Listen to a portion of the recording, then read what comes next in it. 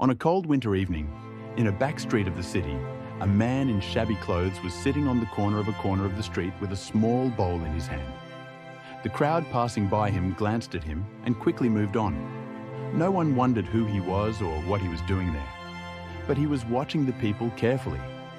A short distance away, he noticed a young girl arguing with a security guard at the door of a market.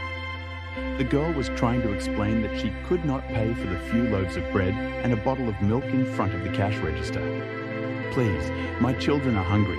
I swear I will pay you back," she begged. The security guard shouted threateningly, "I am calling the police. You are stealing." The man looked at the few coins that had accumulated in his bowl. His eyes filled with determination. He got up and walked towards the door of the market. He caught the attention of the security guard by coughing slightly. "Leave it alone," he said in a calm voice. "I will pay." The man took a few coins out of his pocket and handed the remaining amount to the cashier. The cashier took the money without looking at how old and worn it was. The young girl looked at the man in surprise. "I don't know how to thank you," she said, her eyes filling with tears. The man shook his head and went out, returning to his previous place. But something was different. The young girl approached the man with the grocery bags. "It's not right to leave someone so kind-hearted empty-handed," she said with a smile. "You saved my children. Now it's our turn." The man took the bag and saw that there was warm bread and a can of soup inside. At that moment, the young girl paused for a moment and started looking at the man carefully. "Wait a minute," she said hesitantly. "I know you from somewhere." The man tried to look away, but the young woman was insistent. Suddenly, she lit up as if she had remembered something. No, that's impossible. You're the lawyer who was on the news a year ago, aren't you? The man who rejected a rich case and fought for children living on the streets."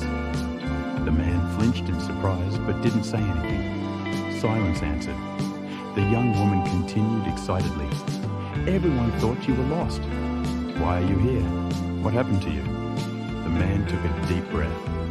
"Some wars, even if you win, make you lose a lot," he said in a heavy voice.